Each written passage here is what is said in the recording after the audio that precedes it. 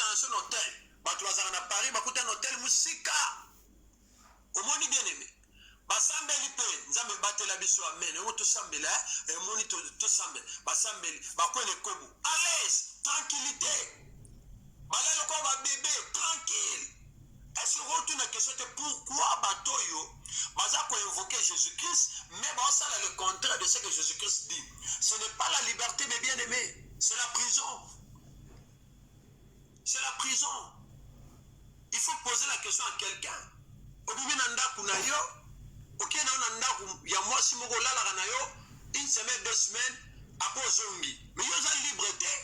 Maman on va kobi mabe, akena ye atiki mobali on a que voyage, a continuer libala à zongi. Après zo sambela. Mais bien aimé dans le Seigneur, je comprends que zo sambela parce que tu cherches la liberté.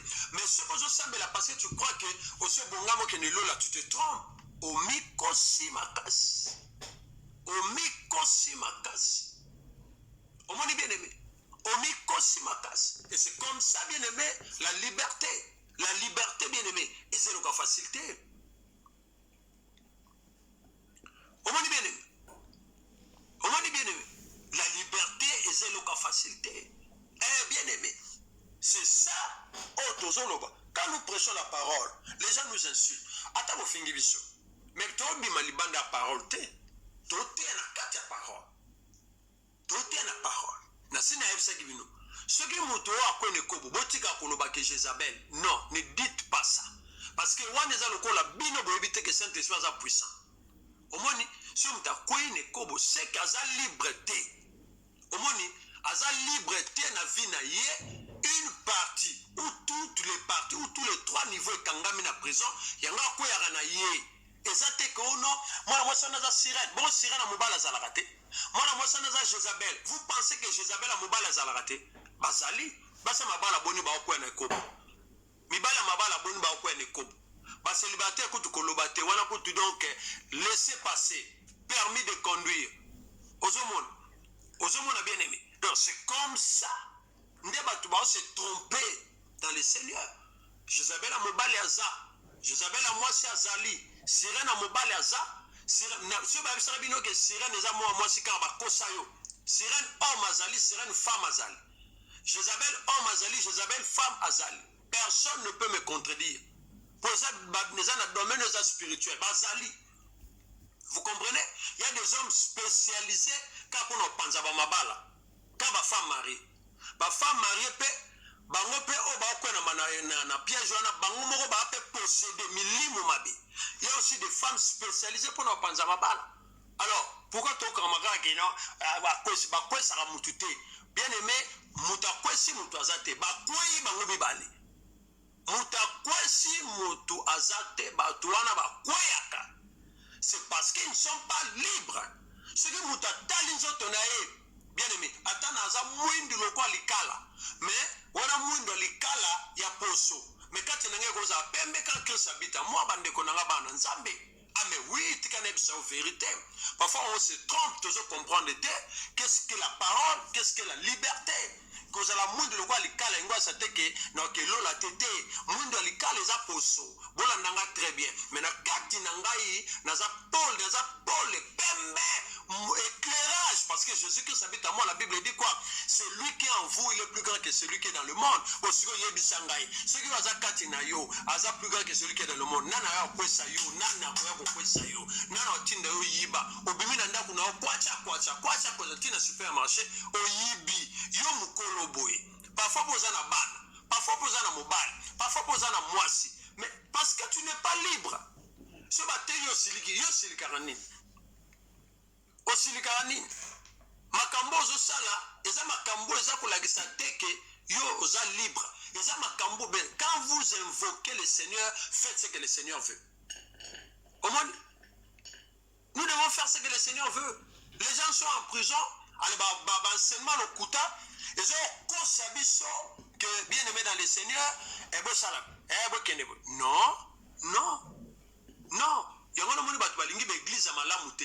Be église oyo mutasikolaka na mungu abasenzi. Mutasikolaka asikolaka nini na église oyo moto akende baolesa bango matiti lia matiti boye basuka bato na bavin bamama basuka ngo na bavin rouge batike nu basuka na vin rouge mpona bamari de nuit balongwa omoni teke wana milimo ya famille oyo esantike na ngai na pasteur esika na kibiso surtout baprisonnier ya baesprit de famille les gens ne veulent ta toluka liberté celui qui est libre est éclairé la Bible dit que ta parole est une lampe à mes pieds celui qui est Jésus banga baboma ye ayebisi badisciple badisciple abikokende te mpo kuna bakoboma yo abi moto atambolaka na jour atrebuchaka te ah oui oui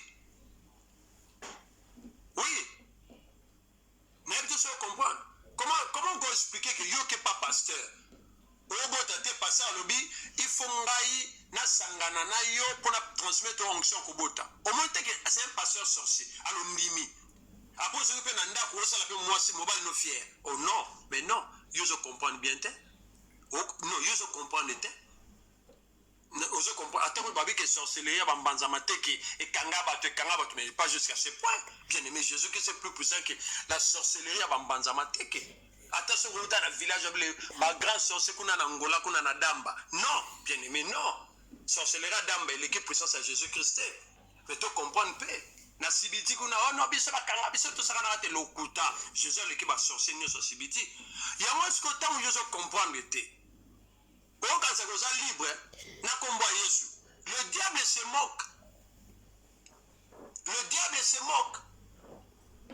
bien aimé note ya menana mawa parce que na comprendre te mutu lo luka nzambe mutu bien aimé dans le Seigneur donc bafandi na bango bazobisa ke zelanza na modèle ni même la Bible dit si de cette manière que nous attendons l'avènement de Christ les amawa tozala kwa Sodome et Gomorrhe nana kokota lui-même il est venu il nous a rendu libre yango nalingi to sambe oza libre na niveau nini sur le niveau moko soit niveau na mibale comme ça on peut libre le corps il est possédé ceux qui corps est possédé muto sama kama mabe Ozomona bien aimé. O keneke église, bien aimé. Keneka panganga. Pour aller sur Singa Rouge. Keneka panganga balamoko. Mais pourquoi vous croyez à cela? Je vous dis que la puissance de Dieu est dans le matériel moroté. La puissance de Dieu elle est intérieure. Balobi oaza kati na biso. Et ça Singa Rouge te? Est-ce que vous devez comprendre? Même les occultistes, voilà ça va ba médaille. Lokuta ba ko sabango. Ils sont possédés. Au moins bien aimé, ils sont possédés, ils ne comprennent rien. Au moins après on a limbisanga to limbisa mbala combien Bible le bimba le belé mais ce que yo moko parce que c'est to limbiso poto abana nzambe to limbiso mbala belé poto abana nzambe ce que yo moko o continue ka ndengwa na kaka do vina yo mobimba et comment kaka non bien aimé où est le Seigneur Jésus-Christ où est la liberté je parle de la liberté à trois niveaux Mouta s'est trompé rien n'est encore gagné. Rien n'est encore gagné. Au moins, rien n'est encore gagné. Nous le voyons, même chez des amis. Au moins, boza bien, camarade du Moka Sokaye, bien aimé, il faut s'aimer 6 années. Mais yoza moutandengene. C'est parce que tu n'es pas libre. Au moins, on a battu. Avant, il y a des kanani.